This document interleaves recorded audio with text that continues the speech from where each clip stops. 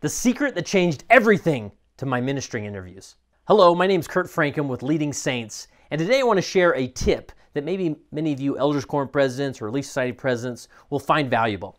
You see, I served as an Elders Quorum president right when the change was made when they combined the elders and high priests. And obviously, part of that came the new ministering effort where we were required to do a ministering interview with those members of my quorum, right? And I struggled with different ways to approach it, do that, and I'm sure many of you are trying various things like you pass out a sign-up sheet or you have various secretaries that are calling people and scheduling appointments for the ministering interview, and it can just become a huge, hairy headache.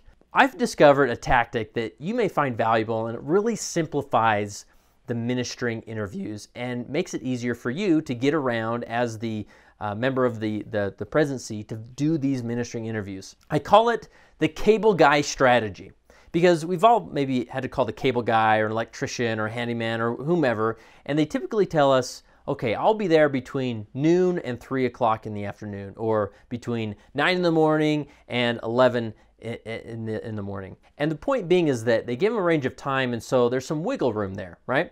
So what I did as an Elders Quorum president is, instead of passing around a sign-up sheet or fretting over, exact 15-minute increments that I could do these interviews, I looked at the whole map of my ward and I split it up into zones. I think I had maybe 5 zones that I split this up in. And then each week I'd have my secretary call or send out an email to specific people in each zone. So 1 zone a week. So let's say, for example, zone 1 received an email and it would say, President Frankum is going to be out and about doing ministering interviews between noon and 3 o'clock, or I think I did 1 o'clock to 3 o'clock. So a 2-hour window. And then those handful of elders knew that I could possibly knock on their door. You see, I wasn't doing it at the church. I was actually going to their home. Now, this may be kind of tricky if you live outside of Utah where your geographics are much longer. But what I found was that by doing this, by using the cable guy strategy, it wasn't as rigid. I didn't have to hurry from one appointment to go to the next one. Or if one appointment went long,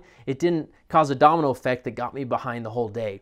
I just said, I will be in 1 zone with these people in a specific time frame. And it was remarkable how much it simplified this process. So the cable guy strategy, look at your ward, split it up into zones, and then have your secretary send out an email or a text message to a specific zone, 1 zone a week. And then go in that time frame, knock on the doors, go to their home, drive to their home, whatever it takes to sit down and have a great ministering interview. And you'll find that you'll enjoy these interviews so much more when the headache of scheduling and staying up to pace with the appointments is taken out of the equation. So good luck in your ministering interview efforts, and remember, be a leader, not a call.